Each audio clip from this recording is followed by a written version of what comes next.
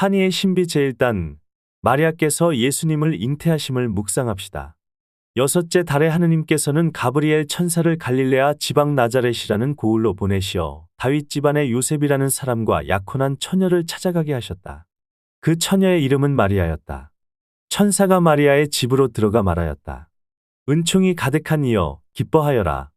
주님께서 너와 함께 계시다.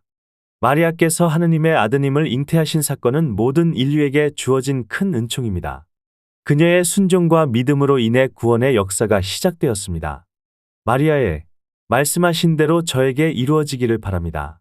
라는 응답은 우리에게도 하느님의 뜻을 받아들이는 겸손한 믿음을 배울 수 있게 합니다. 생명의 소중함과 신성함을 깊이 묵상하며 우리의 삶에서도 하느님의 뜻을 받아들이는 신앙을 키워갑시다. 환희의 신비 제2단 마리아께서 엘리사벳을 찾아보심을 묵상합시다. 그 무렵에 마리아는 길을 떠나 서둘러 유다 산악 지방에 있는 한 고을로 갔다. 그리고 지카르야의 집에 들어가 엘리사벳에게 인사하였다. 엘리사벳이 마리아의 인사말을 들을 때 그의 태 안에서 아기가 뛰놀았다. 마리아께서 엘리사벳을 찾아가는 여정은 이웃 사랑의 모범을 보여줍니다. 엘리사벳의 아이가 마리아의 인사에 기뻐 뛰논 것처럼 우리도 이웃과 함께 기뻐하며 주님의 은총을 나누어야 합니다. 생명의 존엄함과 서로의 기쁨을 나누는 삶의 중요성을 되새기며 이웃 사랑을 실천하는 우리의 믿음을 키워 나갑시다. 환희의 신비 제3단 마리아께서 예수님을 낳으심을 묵상합시다. 그들이 거기에 머무르는 동안 마리아는 해산날이 되어 첫 아들을 낳았다. 그들은 아기를 포대기에 싸서 구유에 뉘었다. 여관에는 그들이 들어갈 자리가 없었던 것이다. 예수님의 탄생은 모든 인류를 향한 하느님의 크신 사랑의 표현입니다. 가난한 구유에서 태어나신 예수님은 겸손과 사랑의 상징이며 모든 생명의 가치와 소중함을 보여줍니다. 우리는 이 사건을 통해 생명의 신비와 하느님의 사랑을 깊이 묵상하며 겸손하고 사랑으로 가득한 삶을 살아가도록 노력해야 합니다. 환희의 신비 제4단 마리아께서 예수님을 성전에 바치심을 묵상합시다. 모세의 율법에 따라 정결례를 거행할 날이 되자 그들은 아기를 예루살렘으로 데리고 올라가 주님께 바쳤다. 예수님을 성전에 바친 사건은 하느님께 대한 완전한 헌신과 순종의 표본입니다. 시메온과 한나의 예언을 통해 예수님이 이스라엘의 구원자이심이 드러났습니다. 우리는 이 사건을 통해 하느님께 우리 자신을 온전히 바치는 삶의 중요성을 깨닫게 됩니다. 생명의 신비를 존중하고 하느님의 뜻에 따라 살아가는 믿음의 삶을 다짐합시다. 환희의 신비 제5단 마리아께서 이르셨던 예수님을 성전에서 찾으심을 묵상합시다. 사흘 뒤에야 성전에서 그를 찾아냈는데 그는 율법 교사들 가운데에 앉아 그들의 말을 듣기도 하고 그들에게 묻기도 하고 있었다. 그의 말을 듣는 이들은 모두 그의 슬기로운 답변에 경탄하였다. 예수님을 성전에서 찾은 사건은 우리에게 예수님이 하느님의 아들이심을 다시 한번 확인시켜줍니다. 마리아와 요셉의 마음속에 깃든 슬픔과 기쁨은 우리에게 신앙생활에서의 고통과 기쁨을 함께 생각하게 합니다. 우리는 삶의 모든 순간에 예수님을 찾고 하느님의 뜻을 따라 살아가는 신앙을 더욱 깊이 있게 키워가야 합니다. 빛의 신비 제1단 예수님께서 세례 받으심을 묵상합시다. 예수님께서는 세례를 받으시고 곧 물에서 올라오셨다. 그때 그분께 하늘이 열렸다. 그분께서는 하느님의 영이 비둘기처럼 당신 위로 내려오시는 것을 보셨다. 그리고 하늘에서 이렇게 말하는 소리가 들려왔다. 이는 내가 사랑하는 아들, 내 마음에 드는 아들이다.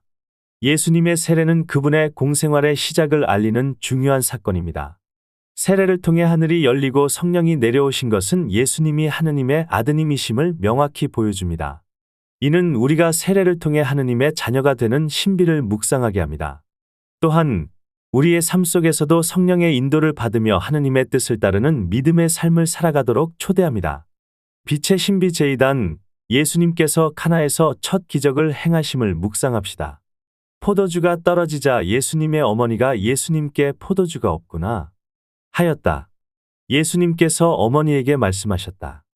여인이시여, 저에게 무엇을 바라십니까? 아직 저희 때가 오지 않았습니다. 그분의 어머니는 일꾼들에게 무엇이든지 그가 시키는 대로 하여라 하고 말하였다.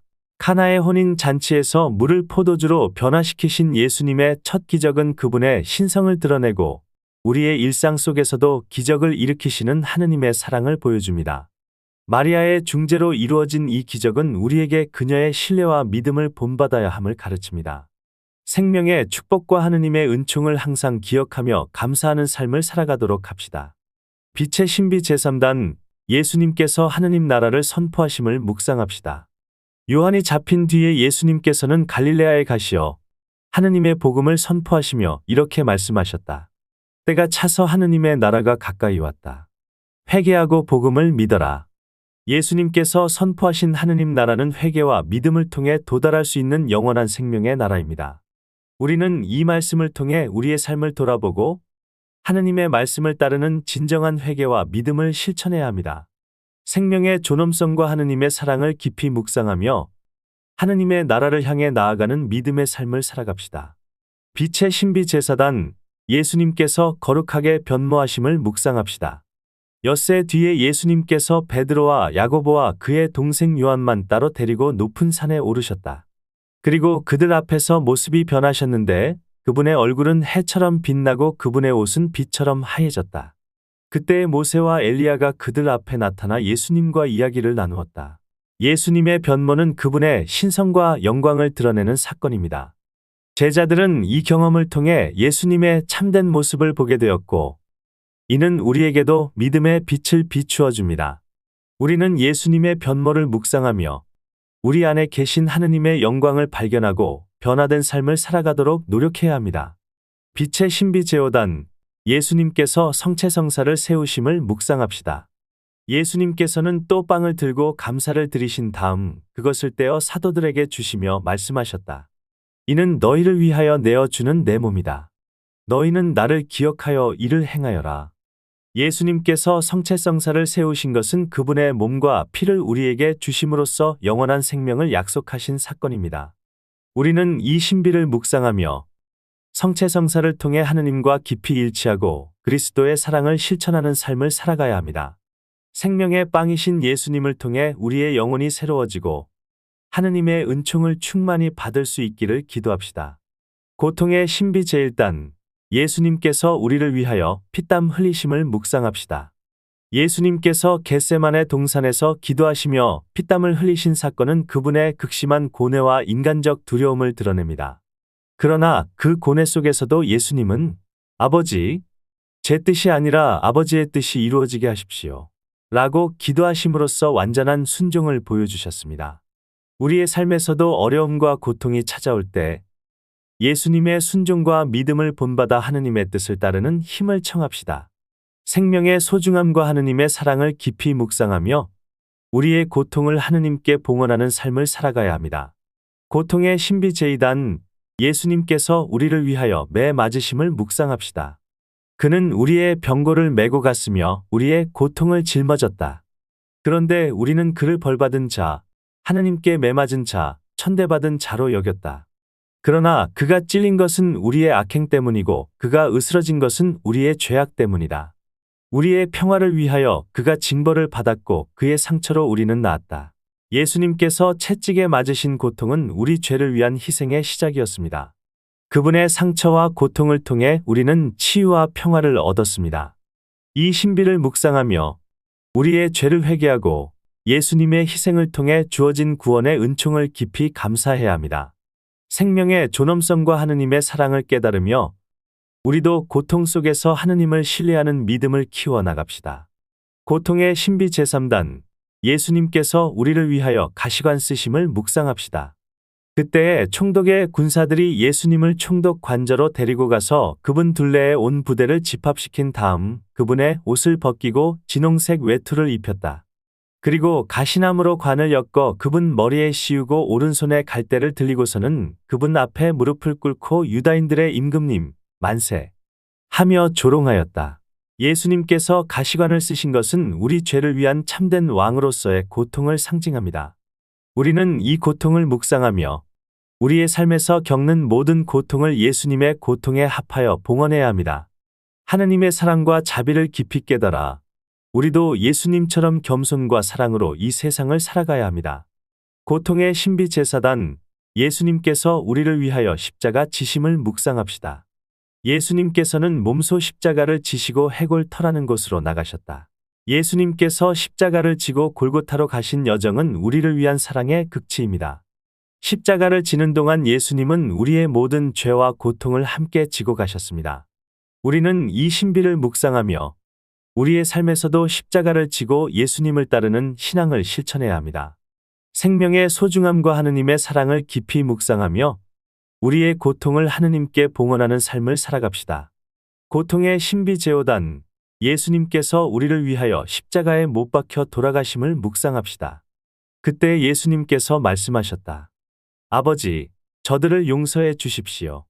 예수님께서 십자가 위에서 돌아가신 사건은 우리를 향한 하느님의 무한한 사랑과 자비를 보여줍니다. 예수님의 죽음으로 우리는 구원을 받았고 그분의 부활로 새로운 생명을 얻게 되었습니다. 우리는 이 신비를 묵상하며 예수님의 희생에 감사하고 그분의 사랑을 본받아 이웃을 사랑하는 삶을 살아가야 합니다. 생명의 신비와 하느님의 사랑을 깊이 묵상하며 우리의 모든 고통을 예수님의 십자가에 봉헌합시다. 영광의 신비 제1단, 예수님께서 부활하심을 묵상합시다. 그때 천사가 여자들에게 말하였다.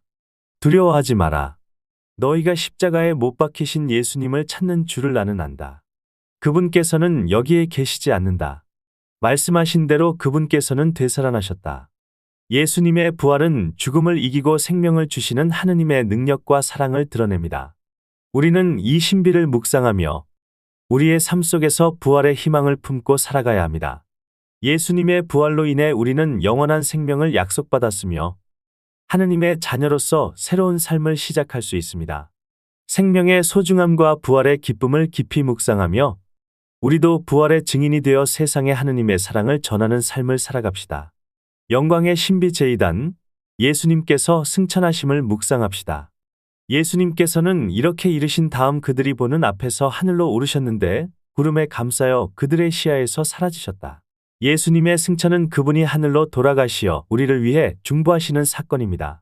우리는 이 신비를 묵상하며 예수님의 승천을 통해 하늘에 계신 하느님과의 영원한 일치를 소망하게 됩니다. 또한 예수님께서 약속하신 성령의 도래를 기다리며 우리의 삶 속에서 성령의 인도하심을 따르는 신앙을 실천해야 합니다. 하느님과의 영원한 일치를 바라보며 우리의 삶 속에서 하느님의 뜻을 이루는 믿음을 키워 나갑시다. 영광의 신비 제3단, 예수님께서 성령을 보내심을 묵상합시다. 오순절이 되었을 때 그들은 모두 한자리에 모여 있었다. 그런데 갑자기 하늘에서 거센 바람이 부는 듯한 소리가 나더니 그들이 앉아있는 온 집안을 가득 채웠다. 그리고 불꽃 모양의 혀들이 나타나 갈라지면서 각 사람 위에 내려앉았다. 성령 강림은 교회의 탄생과 신자들에게 성령의 은사를 부어주시는 사건입니다. 우리는 이 신비를 묵상하며 성령의 은사를 통해 하느님의 일을 이루어 나가는 신앙 공동체로서의 사명을 되새기게 됩니다. 성령의 인도하심을 따라 우리의 삶 속에서 하느님의 사랑과 복음을 전하며 세상의 빛과 소금이 되는 삶을 살아갑시다. 영광의 신비 제4단, 예수님께서 마리아를 하늘에 불러올리심을 묵상합시다.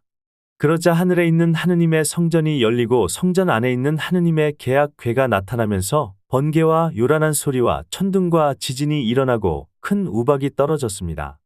그리고 하늘에 큰 표징이 나타났습니다. 태양을 입고 발밑에 달을 두고 머리에 12개 별로 된 관을 쓴 여인이 나타난 것입니다. 마리아의 승천은 하느님의 은총으로 가득 찬 삶을 살았던 마리아가 하늘에 불러올려진 사건입니다. 우리는 이 신비를 묵상하며 마리아의 삶과 믿음을 본받아 하느님의 은총을 간구해야 합니다. 마리아의 도우심을 청하며 우리도 하늘나라에서 하느님과 영원히 함께할 희망을 품고 살아갑시다. 영광의 신비 제5단, 예수님께서 마리아께 천상 모후의 관을 씌우심을 묵상합시다. 그리고 하늘에 큰 표징이 나타났습니다. 태양을 입고 발밑에 달을 두고 머리에 12개 별로 된 관을 쓴 여인이 나타난 것입니다. 천상 모후의 관을 받으신 것은 그녀가 하느님의 특별한 은총과 영광을 받은 여인임을 나타냅니다. 우리는 이 신비를 묵상하며 마리아의 모범을 따라 하느님의 뜻에 순종하고 신앙의 여정을 걸어가야 합니다. 마리아의 전구를 통해 하느님의 은총을 간구하며 우리도 하늘에서 영원한 영광을 누리기를 소망합니다. 생명의 소중함과 하느님의 은총을 깊이 묵상하며 우리의 삶 속에서 하느님의 영광을 드러내는 신앙을 실천합시다.